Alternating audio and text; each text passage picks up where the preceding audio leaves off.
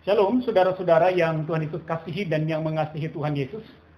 Dalam ibadah hari Minggu kita, tanggal 28 Juni 2020 ini, bacaan firman Tuhan yang saudara dan saya sudah baca tadi dari Mazmur 136, ayat 1 sampai dengan 26. Cukup panjang bacaan kita pada saat ini, saudara-saudara.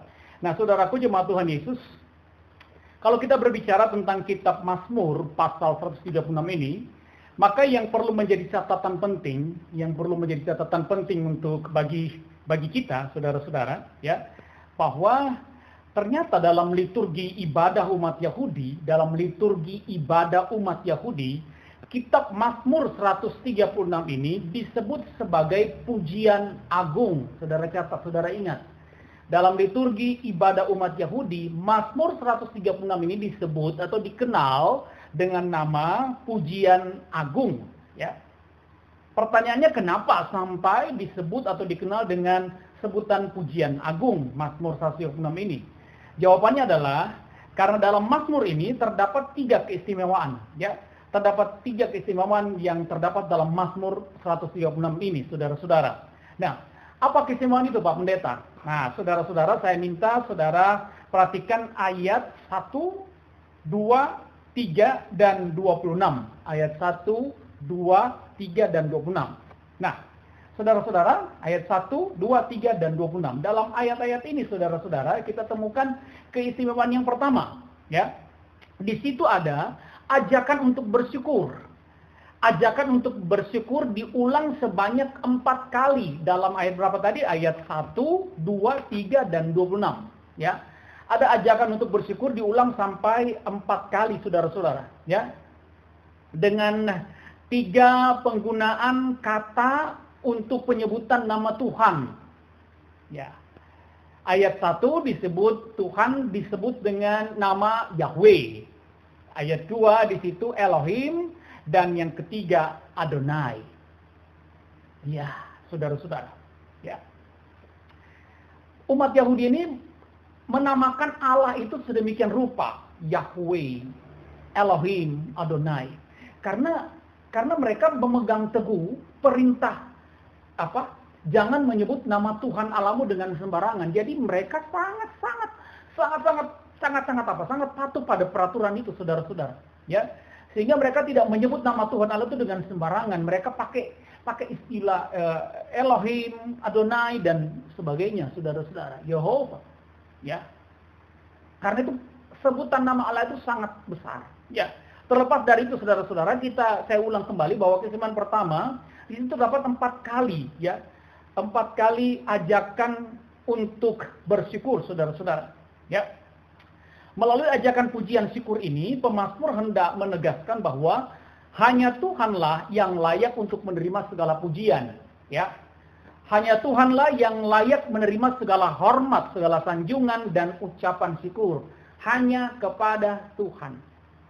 Jadi, Mazmur 136 ini keistimewaan pertamanya, yang menurut Yahudi, ya, ada ungkapan pujian syukur. Tujuannya adalah mereka menegaskan bahwa hanya Tuhan saja, hanya Yahweh saja, hanya Elohim, hanya Adonai saja, ya, yang layak menerima segala pujian, segala hormat, dan sanjungan. Catatan pertama, saudara-saudara.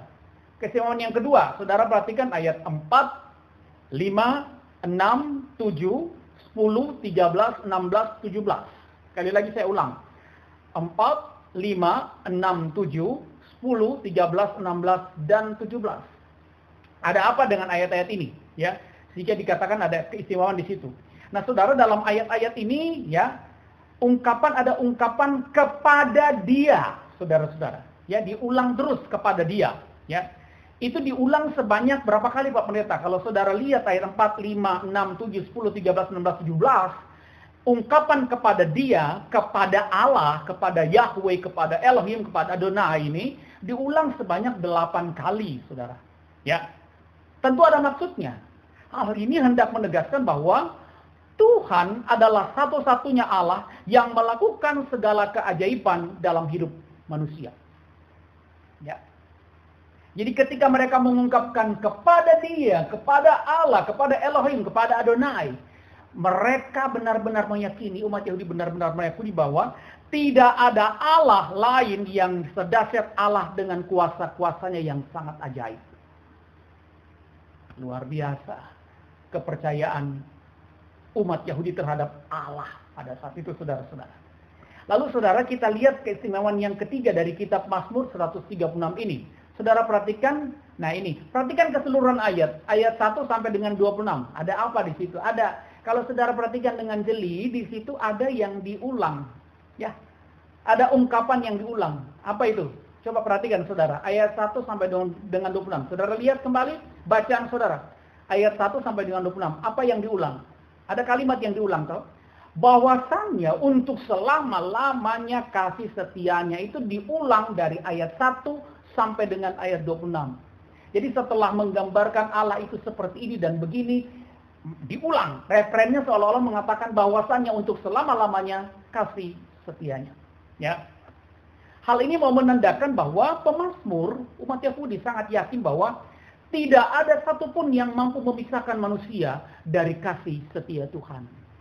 Ya, persoalan dan pergumulan apapun, sehebat apapun pergumulan yang dihadapi oleh manusia, itu tidak dapat memisahkan kasih setia Tuhan. Karena itu mereka mengatakan bahwasannya untuk selama-lamanya kasih setianya. Nah, saudaraku, jemaat yang Tuhan Yesus kasihi, berdasarkan firman Tuhan dalam kitab Mazmur 136 yang disebut juga dengan sebagai pujian agung, maka saudara dan saya sebagai umat Tuhan, umat Kristiani, khususnya saudara dan saya sebagai warga jemaat Tuhan di GPIB di zaman ini yang sedang melaksanakan bulan Pelkas GPIB, maka saudara dan saya bisa mendapatkan pengajaran. Ya, saudara ingat tadi keistimewaan tersebut, ya. Lalu pengajaran apa yang bisa kita dapatkan sebagai warga umat Allah, sebagai warga Kristiani, sebagai gereja, khususnya sebagai warga GPIB, Gereja Protestan Indonesia di bagian barat, yang saat ini sementara menjalankan bulan Pelkas. Pengajaran apa yang bisa kita dapatkan? Baik saudara, kita masuk dalam pengajaran yang pertama. Pengajaran pertama, saudara-saudara. Ya, pengajaran pertama begini. Saudara perhatikan dengan baik. Pengajaran pertama. Mari dengan penuh sukacita dalam semangat pujian syukur hanya kepada Tuhan. Ya, dengan semangat memuji Tuhan, dengan semangat pujian syukur hanya kepada Tuhan, saudara dan saya tetap melanjutkan pelayanan dan kesaksian kita bagi sesama. Hanya untuk hormat dan kemuliaan nama Tuhan. Sekali lagi saudara garis bawahi, ya. Mari dengan semangat memuji Tuhan, mari dengan semangat pujian syukur yang membara, saudara dan saya tetap melanjutkan pelayanan dan kesaksian kita bagi sesama. Ya, tapi harus digarisbawahi, hanya untuk apa? Hormat dan kemuliaan nama Tuhan. Dalam artian begini, saudara-saudara, ya, dengan semangat memuji kuasa kasih Tuhan dan dengan selalu bersyukur atas kasih Tuhan, mari saudara dan saya selalu hidup bersemangat menjadi saluran berkat. Itu dia, saudara. Jadi pengajaran pertama, dengan semangat hanya karena kuasa kasih Tuhan dan hanya untuk Tuhan, ya. Dan dengan selalu bersyukur atas kuasa kasih Tuhan, ya. Saudara dan saya harus tetap bersemangat untuk menjadi saluran berkat Tuhan. Saluran berkat Tuhan, ya. Bagi siapa? Bagi sesama, ya. Mari tetap berkobar di dalam semangat berpelkes, tapi ingat ya, berkobar dalam semangat berpelkes, tapi apa? Hanya untuk hormat dan kemuliaan nama Tuhan. Saudara pasti bertanya, kenapa sih Pak Pendeta menekankan hanya untuk hormat dan kemuliaan nama Tuhan? Nanti baru kita bahas. Kenapa? Kenapa kita harus tetap bersemangat dalam semangat pujian syukur kepada Tuhan? Saudara dan saya harus tetap bersemangat, ya, semangat berpelkes, tapi dalam rangka hanya untuk hormat dan kemuliaan nama Tuhan. Ya, nanti kita bahas, saudara-saudara. Ya. Inilah ciri khas pribadi yang selalu mau hidup dan bersyukur dan memuji kuasa kasih Tuhan. Ya, pribadi tersebut sampai masa tua pun dia akan tetap menjadi berkat. Jadi orang Kristen yang senantiasa bersemangat dalam pujian kuasa kasih Tuhan, pujian syukur hanya kepada Tuhan, maka sampai masa tuanya pun dia tetap menjadi berkat, dia tetap bersemangat karena dia sampai masa tua, dia tidak pernah menjadi batu sandungan, tapi menjadi berkat bagi orang lain. Itu ciri khas orang yang senantiasa bersemangat dalam semangat pujian untuk hormat dan kemuliaan Tuhan, bersaksi, berpelkas bersama, ya, sampai masa tua. Saudara coba perhatikan Mazmur 92 ayat yang ke-15, ya. Di situ dikatakan, pada masa tua pun mereka masih berbuah, menjadi gemuk dan segar. Haleluya. Ya. Pada masa tua mereka masih berbuah menjadi gemuk dan segar. Jangan diartikan secara harfiah, ya. Ya. Artinya begini, jangan bilang, Pak Pendeta, Mazmur ini salah Pak Pendeta, buktinya saya udah tua, tapi saya tidak gemuk, saya tidak segar, saya kurus, loyo dan sebagainya. Ini bukan harfiah, Saudara, ya. Maksudnya di sini, orang yang bersemangat, orang yang selalu hidup dalam kesadaran akan memuji kuasa kasih Tuhan, masa tuanya, sekalipun dia kurus atau dia masih loyo, dia tetap bisa menjadi berkat, bagi saluran berkat bagi orang. Saya kasih contoh, saudara-saudara, ya. Ada seorang opa, ya. Bukan kebetulan, opa ini, saya kenal opa ini sebagai seorang opa dari sebuah daerah dari Sangir, ya. Dia bernama Opa Lukas, saudara-saudara, ya. Sudah hampir 80 tahun usianya, tapi masih tetap sangat sehat dan di usia sebayanya 80 tahun. Coba saudara bayangkan, di usia 80 tahun, ya, Opa Lukas ini masih tetap kelihatan fresh. Masih sehat, saudara-saudara. Setiap hari, ya, dia selalu jalan pagi atau berenang, ya, selalu ya berenang atau apa, pokoknya jogging, ya. Jalan pagi 15 sampai dengan 30 menit, saudara-saudara. Dan yang luar biasa, dia tidak pernah absen ke gereja, saudara. Kecuali kalau dia sakit, ya. Nah, saudara-saudara, dia juga selalu aktif dalam persekutuan lansia di gereja. Ya. Istimewanya lagi, saudara-saudara, coba perhatikan tadi. Pada masa tua pun mereka tetap berbuah dan menjadi segar dan menggemuk dan menjadi segar dan bisa menjadi berkat, ya. Luar biasa, saudara-saudara, ya.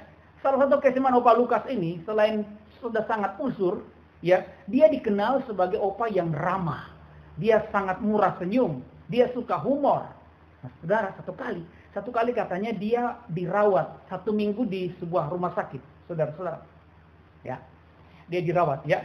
Dan selama di rumah sakit itu, ya, hampir semua perawat, ya, hampir semua dokter, ya, sangat mengenal opa ini. Walaupun bukan dokter yang menangani dia, ya.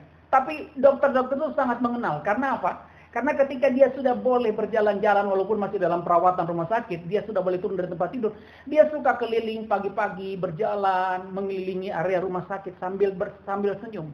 Lalu dia sempat masuk ke ruangan-ruangan pasien, kalau diizinkan dia masuk, diajak berdoa, diajak untuk bernyanyi, pasien yang seiman dengan dia, saudara-saudara.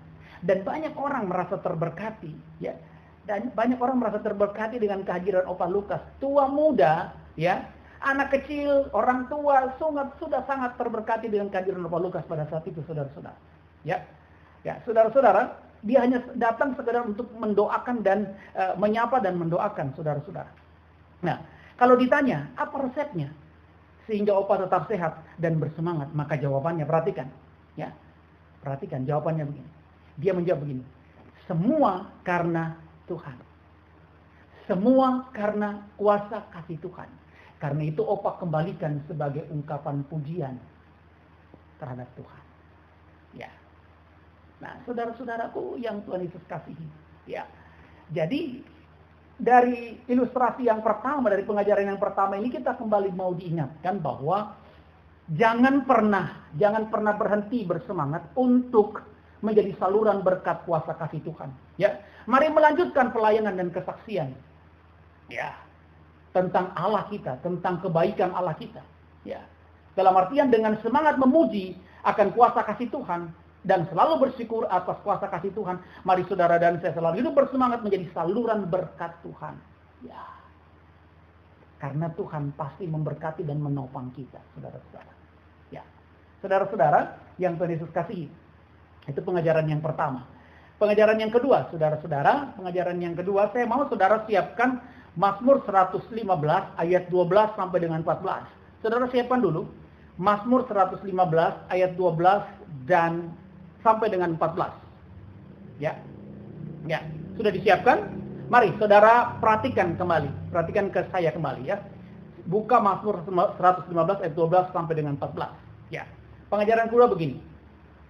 Lakukanlah pelayanan dan kesaksian, ya. Lakukanlah pelayanan dan kesaksian, lakukanlah Palkas ini hanya karena Tuhan dan untuk siapa? Tuhan. Mari lakukan pelayanan dan kesaksian ini hanya karena Tuhan. Yang terlebih dahulu berpelayanan untuk saudara dan saya. Dan untuk siapa? Untuk Tuhan. Ya. Melalui kesempatan berbuat bagi sesama. Ya. Kalau itu saudara dan saya lakukan, maka niscaya pelayanan dan kesaksian kita tersebut tidak akan sia-sia di hadapan Tuhan. Saudara buka, baca Mazmur 115 ayatnya yang ke-12 sampai dengan 14. Coba saya buka ya saudara-saudara. Ya. Di situ Tuhan berkata, Tuhan telah mengingat kita. Ia akan memberkati kaum Israel, memberkati kaum Harun. Memberkati orang-orang yang takut akan Tuhan, baik yang kecil maupun yang besar. Ya. Kiranya Tuhan memberi pertambahan kepada kamu dan kepada anak-anakmu. Ya, sekali lagi saudara-saudara. Ketika saudara dan saya melakukan kegiatan Palkas ini, ya, menjadi saluran berkat bagi orang lain sebagai pelayanan dan kesaksian hanya karena Tuhan dan untuk Tuhan, maka Tuhan bilang apa? Tuhan akan memberkati saudara dan saya. Walaupun mungkin saudara dan saya tidak mengharapkan cake balik toh, ya kan? Tapi Tuhan tidak akan melupakan saudara dalam memberikan berkat-berkatnya saudara-saudara. Ya. Artinya Tuhan melihat segala perbuatan baik yang kita lakukan hanya kepada Dia melalui sesama dan untuk hormat dan kemuliaan namanya. Saudara-saudaraku, saya kasih contoh cerita lagi saudara-saudara. Ya, saya kasih contoh cerita di dalam, saya kutip dalam buku Renungan Harian ini saudara-saudara. Ya. Ada seorang dokter, saya pernah bawa cerita ini, ada seorang dokter yang bernama Dr. Lo Xiao Ging dari Solo, saudara-saudara, Jawa Tengah. Ya, saya kutip dari buku ini saja. Ya, Dr. Lo Xiao Ging ini, ya, dia terkenal sangat dermawan, saudara-saudara. Ya, dia merawat dan mengobati pasiennya tanpa menetapkan tarif. Dokter mana sekarang? Saya mau tanya dulu, saudara-saudara. Ya. Dokter mana yang mau seperti ini? Apalagi ya pasti ada tarifnya. Tapi Dr. Lo Xiao Ging ini saudara-saudara, dia mengobati dan merawat pasiennya tanpa menetapkan tarif. Ya. Dan sebagian pasiennya malah tidak dikenakan biaya. Ya. Lebih jauh lagi, dia bersedia menanggung biaya pembelian obat. Ya. Jika dia tahu bahwa pasien ini sangat-sangat tidak mampu, dia bersedia. Ya, dia kasih resep obat, tapi dia juga yang belikan obat. Ya, nah saudara-saudaraku yang Tuhan Yesus kasihi, karena apa? Menjadi dokter bagi Dr. Lo ini adalah sebuah anugerah. Ya, sebuah anugerah. Dia sadar bahwa dia bisa menjadi dokter hanya karena Tuhan. Dan setelah dia menjadi dokter, dia melakukan segala tanggung jawabnya hanya untuk Tuhan. Coba lihat saudara-saudara. Luar biasa saudara-saudara. Dia bisa menjadi dokter hanya karena Tuhan. Karena itu dia mau melayani sebagai seorang dokter hanya untuk Tuhan. Dia tetapkan tarifnya saudara-saudara. Di Semarang saudara-saudara. Ya. Dan sikap ini membuatnya dicintai dan dihormati warga sekitar. Karena itu saudara-saudara, katanya ketika terjadi kerusuhan pada tahun 1998, saudara masih ingat kan? Kerusuhan tahun 98, ya. Di situ terjadi penjarahan besar-besar terhadap terhadap etnis tertentu di negara kita. 98 itu yang sangat mengerikan, kerusuhan sangat mengerikan, saudara-saudara. Ya. Melihat nama Dr. Lo Xiao Ging ini, kita sudah pasti memastikan bahwa dokter ini ya Indonesia, etnis Tionghoa, saudara-saudara. Ya. Ya. Dan pada saat itu terjadi kerusuhan, terjadi penjarahan. Apa yang terjadi? Ya, satu-satunya rumah yang aman, yang selamat dari penjarahan, yang selamat dari amukan massa dari orang yang tidak bertanggung jawab saat itu adalah rumah dan tempat praktek daripada Dr. Loselli. Ya. Dan yang luar biasa, yang menjaga bukan aparat pada saat itu, saudara-saudara. Yang menjaga adalah pasien-pasien, mantan pasien yang menjaga dengan ketat itu. Oh, haleluya, saudara-saudara. Ya. Jadi ketika saudara dan saya berpelkas, ya, melayani dan bersaksi, berbagi bagi sesama untuk hormat hanya untuk Tuhan dan hanya karena Tuhan, maka jangan takut. Firman Tuhan dalam Mazmur 115 tadi bilang apa? Ya. Kiranya Tuhan memberi pertambahan kepada kamu dan kepada anak-anakmu. Ya, itu saudara-saudara. Itu pengajaran kita yang kedua. Nah, selanjutnya kita masuk pada pengajaran yang ketiga. Baik, saudara-saudara, sebelum kita masuk dalam pengajaran yang ketiga, kita sedikit flashback di pengajaran yang kedua, ya. Jujur di hadapan Tuhan, saudara-saudara, tidak kurang sedikit. Artinya masih banyak pribadi-pribadi, ya, termasuk orang Kristen, yang terlibat dalam pelayanan, yang terlibat dalam kesaksian. Bukan apa? Bukan didasari hanya karena Tuhan dan untuk Tuhan. Artinya, masih banyak orang-orang Kristen, mungkin termasuk saudara dan saya, yang mau terlibat dalam pelayanan, yang mau melakukan kebaikan, yang mau melakukan pelayanan dan kesaksian, hanya untuk apa? Hanya untuk apa? Hanya untuk disanjung, hanya untuk dihormati, dianggap paling baik. Ya, harus jujur di hadapan Tuhan. Banyak di antara kita yang mau berpelkas, ya, berpelayanan kesaksian hanya untuk mencari nama, saudara-saudara. Ya, firman Tuhan bilang apa? Ya, ingat, siapa yang gemar tinggi hati, dia akan direndahkan. Tetapi siapa yang selalu merendahkan hati, dia akan ditinggikan. Lukas 14 ayatnya yang ke-11. Semoga saya nggak salah sebut. Ya. Tapi firman Tuhan ini kadang-kadang kita cuekin, saudara-saudara. Ya. Kita melakukan pelayanan, kita melakukan berbagi kasih, ya, untuk apa? Untuk cari nama. Dan itu tidak tertutup kemungkinan banyak juga yang terjadi di gereja, saudara-saudara, banyak yang terjadi di persekutuan orang percaya. Ya. Latah, ikut-ikutan berbuat baik, apalagi pada masa pandemik seperti ini. Hati-hati, saudara, ya.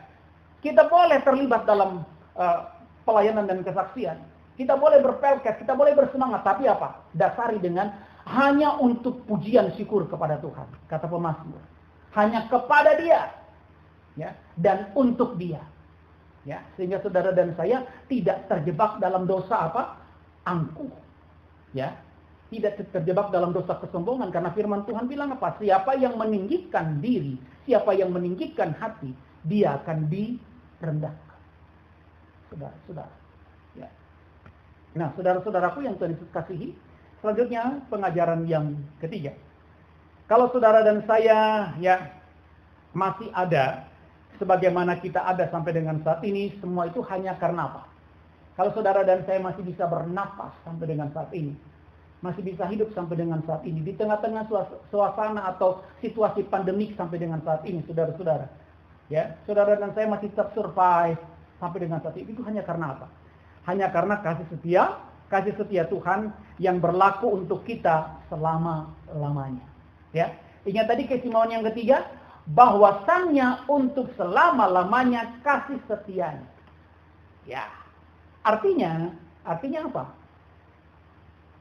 Persoalan, pergumulan, seberat apapun yang datang kepada kita, ya, yang terjadi dalam hidup rumah tangga saudara dan saya, itu tidak akan memisahkan saudara dan saya dari kasih setia Tuhan. Amin.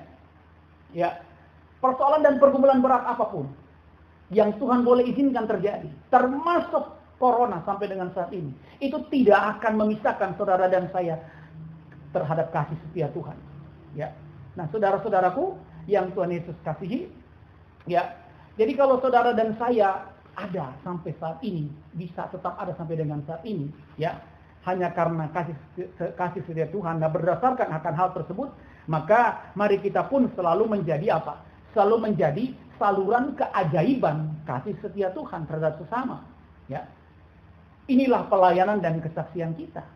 Kalau saudara dan saya masih bisa bernafas sampai dengan saat ini, haleluya, saudara dan saya masih terhindar dari virus yang menakutkan saat ini. Bukan karena kehebatan saudara, bukan karena saudara dan saya rajin minum vitamin dan sebagainya. Bukan karena social distancing dan sebagainya, bukan karena masker dan sebagainya, saudara-saudara. Bukan karena hand sanitizer dan sebagainya. Itu hanya alat saja. Tapi yang meluputkan saudara dan saya hanya apa? Hanya karena kasih setia Tuhan. Karena dia bilang bahwasannya untuk selama-lamanya kasih setianya, ayat 1 sampai dengan 26 yang saudara dan saya baca tadi. Ya. Karena itu marilah saudara-saudara dengan keajaiban ini, dengan keajaiban dari Tuhan yang tetap memberikan kepada saudara dan saya hidup, mari kita juga menjadi saluran keajaiban terhadap sesama, ya. Keajaiban kasih Tuhan terhadap sesama. Nah, salah satu cara untuk kita selalu menjadi pintu keajaiban kasih Tuhan, ya. Salah satu cara, kalau tadi kita bisa berbagi berkat, menopang, nah ada cara lain Pak Pendeta, ada, ya. Saya mau saudara buka Efesus pasal 4 ayatnya yang ke-12. Efesus pasal 4 Efesus pasal 4 ayat 29. Efesus pasal 4 ayat yang ke-29. Ya. Apa bunyi firman Tuhan di situ? Ya. Mudah-mudahan tidak salah itu ya. Efesus pasal 4 ayat 29. Janganlah ada perkataan kotor keluar dari mulutmu, tetapi pakailah perkataan yang baik, garis bawahi. Jangan ada perkataan kotor keluar dari mulutmu, tetapi pakailah perkataan yang baik untuk membangun di mana perlu. Supaya mereka yang mendengar perkataan saudara beroleh apa? Beroleh anugerah. Ya. Artinya, begini saudara-saudara, ya. Betapa pentingnya kita mengendalikan lidah kita, saudara-saudara. Ya, lidah kita dalam berkata-kata. Ya, artinya berkata-kata itu hanya, mari kita berkata-kata hanya kalau kata-kata kita itu bermanfaat, membawa berkat, meneduhkan, menghibur, menguatkan dan memotivasi. Ya. Sebaliknya, kalau kita tahu, ya, kata-kata kita itu tidak ada faedahnya, malah bikin onar, catat nih saudara, ya, malah bikin onar, malah bikin kacau, malah bikin orang punya semangat itu menjadi loyo, seharusnya tahan kata-kata tersebut. Ya. Saudara, ini yang Tuhan inginkan dalam kita berpelkas. Jadi berpelkas itu bukan hanya dengan membantu dan sebagainya, tapi berpelkas, berpelayanan dan kesaksian juga melalui apa? Melalui ucapan semangat, melalui dorongan, melalui nasihat dan sebagainya. Jadi kalau kita tahu bahwa kata-kata kita ini nantinya membuat orang menjadi sakit hati, ingat firman Tuhan. Jangan ada perkataan kotor keluar dari mulutmu. Ya. Ya. Tetapi pakailah perkataan baik untuk membangun di mana perlu, supaya mereka yang mendengarnya beroleh anugerah. Ya. Ya, betapa pentingnya perkataan itu, ya. Perkataan yang harusnya menghibur, menguatkan dan memotivasi. Ya. Nah, saudara-saudaraku yang Tuhan Yesus kasihi, saya kasih contoh begini. Ya. Satu kali ada seorang guru tengah menjelaskan kepada para muridnya tentang kekuatan kata-kata. Jadi ibu guru ini menjelaskan kepada murid-muridnya tentang kekuatan kata-kata terhadap reaksi seseorang. Ya. Ketika gurunya sementara menjelaskan, seorang muridnya berdiri dan memprotes. Ya. Muridnya berdiri dan berkata begini, "Saya tidak setuju. Saya tidak setuju dengan penjelasan ibu guru. Mana mungkin kata-kata itu punya efek besar terhadap diri kita. Saya tidak setuju terhadap penjelasan ibu guru. Mana mungkin kata-kata itu bisa menimbulkan efek yang tidak baik terhadap diri kita yang mendengarkan kata-kata itu." Lalu guru itu juga berdiri di depan mejanya lalu berkata begini, ya. "Duduk." Ya. Dengan membentak guru itu berkata begini, "Duduk, dasar anak bodoh. Goblok." Ya. Saudara-saudara, apa yang terjadi? Muka murid itu merah, saudara-saudara. Ya, dia malu bercampur marah. Karena dia tidak menyangka guru yang dia kenal baik itu bisa berkata sekasar itu. "Duduk diam, goblok, dasar bodoh kau," kata guru itu, saudara-saudara. Ya. Ketika itu murid itu langsung duduk dengan muka yang memelas karena dia sangat malu kali saudara-saudara. Ketika dia sudah duduk, ya, guru itu lalu berkata begini. Guru itu mendatangi anak itu lalu berkata begini, maafkan saya yang terbawa perasaan. Saya benar-benar menyesal. Engkau tidak bodoh, engkau tidak goblok. Engkau adalah anak yang sangat pintar, engkau sangat kritis.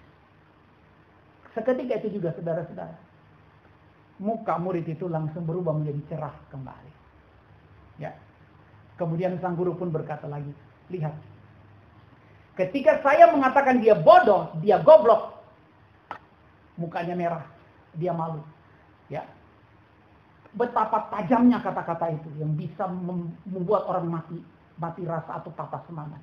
Tapi ketika saya datang dan berkata, engkau tidak goblok, engkau kritis, engkau termasuk murid yang pintar. Coba lihat perubahan wajahnya. Dia menjadi tenang. Barulah murid-muridnya sangat mengerti bahwa ternyata kata-kata, perkataan yang keluar dari mulut kita harusnya apa? Harus senantiasa menjadi berkat, menjadi sumber kesaksian, menjadi pelayanan. Jangan kata-kata yang kasar, jangan kata-kata yang kotor. Tapi apa yang terjadi saudara-saudara? Ya. Mari tanya diri sendiri, ya. Mari introspeksi diri sendiri saudara-saudara. Kita berkata kita anak Tuhan. Kita percaya kepada Tuhan Yesus. Yesus adalah Allah yang lemah lembut. Kita aminkan itu saudara-saudara. Tapi apa yang terjadi? Saudara dan saya hadir sebagai kepala rumah tangga. Ya. Sebagai pemimpin dalam rumah tangga. Sebagai pemimpin di dalam pelayanan. Sebagai orang yang dituakan dalam pelayanan. Saudara dan saya hadir juga dengan kata-kata yang senantiasa tidak membuat hati orang lain tentram.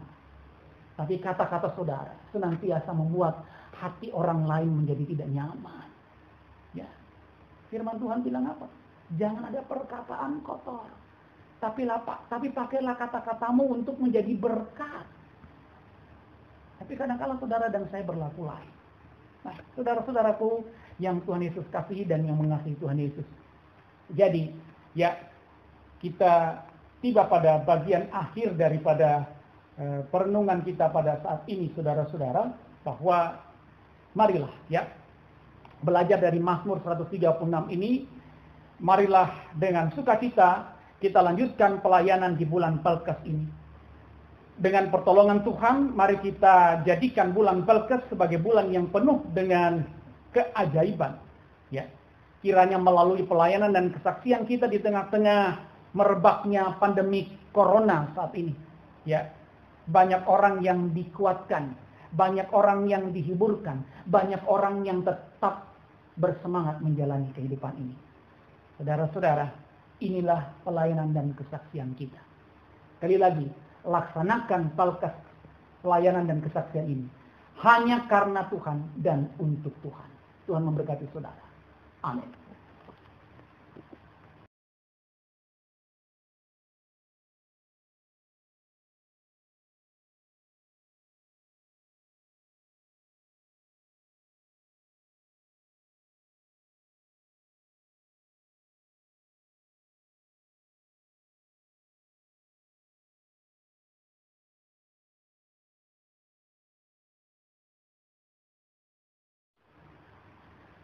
Saudaraku, umat Tuhan, kita telah diberkati oleh firman Tuhan. Mari, saudara-saudara, kita masuki kehidupan kita di minggu yang baru ini dengan tetap memuji, dengan bersemangat hanya untuk hormat dan kemuliaan nama Tuhan kita hidup, dan kita tetap melanjutkan pelayanan dan kesaksian kita, sekali lagi, hanya untuk hormat dan kemuliaan nama Tuhan. Sehingga banyak keajaiban-keajaiban terjadi dalam kehidupan kita, terkhusus di dalam kita bersama-sama menghadapi pandemi COVID-19 ini. Saudara, saya mohon saudara berdiri saudara, dengan penuh sukacita. Lalu saudara merendahkan diri saudara serendah-rendahnya di hadapan Tuhan, ya, serendahnya saudaraku. Lalu arahkan hati dan pikiran hanya kepada Tuhan Yesus dan terimalah berkat-Nya. Tuhan memberkati engkau dan melindungi engkau. Tuhan menyinari engkau dengan wajah-Nya dan memberi engkau kasih karunia. Tuhan menghadapkan wajah-Nya kepadamu dan memberi engkau damai sejahtera. Amin. Amin.